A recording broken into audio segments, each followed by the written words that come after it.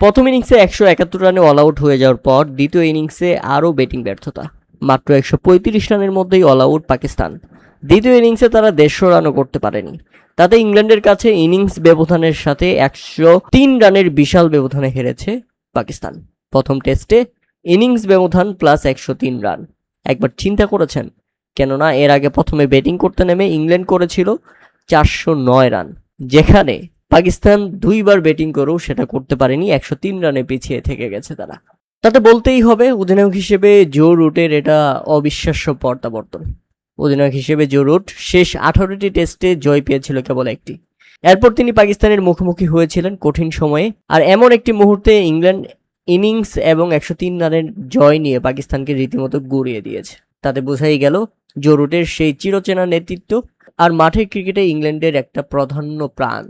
প্রায় 4 বছর পর ইংলিশদের টেস্ট দলের অধিনায়ক হিসেবে দায়িত্ব ফিরে পেয়েছিলেন জো রুট, আর সেই প্রত্যাবর্তনটা অধিনায়ক হিসেবে স্মরণীয় করে রাখলেন জো রুট। বাংলাদেশের বিপক্ষে হোম এবং নিজেদের দেশে হেরে যাওয়ার পর ইংল্যান্ডের বিপক্ষেও ব্যর্থ পাকিস্তান।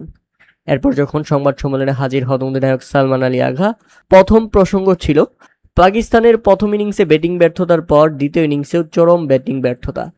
এ ব্যাপারে অধিনায়কের মন্তব্য কী? জবাবে পাকিস্তানের অধিনায়ক সালমান আলী আগা বলেন, আমার মনে হয় ইংল্যান্ডের মতো জায়গায় আমাদের যথেষ্ট ধারাবাহিক থাকতে হবে। আমাদের নিশ্চিত করতে হবে যেন আমরা দেরিতে খেলি এবং প্রতিটা বলের জন্য প্রস্তুত থাকি, কারণ এশিয়ার পরিবেশ থেকে এসে এই জায়গাটা বেশ চ্যালেঞ্জিং। আর সাথে সাথেই প্রেজেন্টেটর তাকে কঠিন প্রশ্ন করে বসেন, তাহলে এশিয়ার পরিবেশ থেকে বের হয়ে বাংলাদেশ অস্ট্রেলিয়ার মতো জায়গায় কিভাবে ফেস করছে এবং তাদের বর্তমান এই যে উন্নতি, অথচ পাকিস্তান তাদের থেকে ঢের এগিয়ে ছিল, এখন কেন এই অবস্থা? জবাবে সালমান আলী আগার একেবারে স্ট্রেট কাট জবাব, নো কমেন্টস। আমি শুধু আজকের ম্যাচ নিয়ে কথা বলতে চাই এবং আমি শুধু পাকিস্তানকে নিয়ে ভাবতে চাই। আমরা শক্তিশালী হয়ে ফিরে আসতে চাই।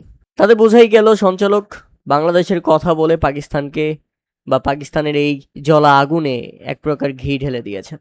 পাকিস্তানের কাটা খায়ে এক প্রকার নুনের ছিটে দেওয়ার মতো অবস্থা করে দিয়েছিলেন সঞ্চালক, যেখানে রীতিমতো বিরক্ত ছিলেন সালমান আলী আগা।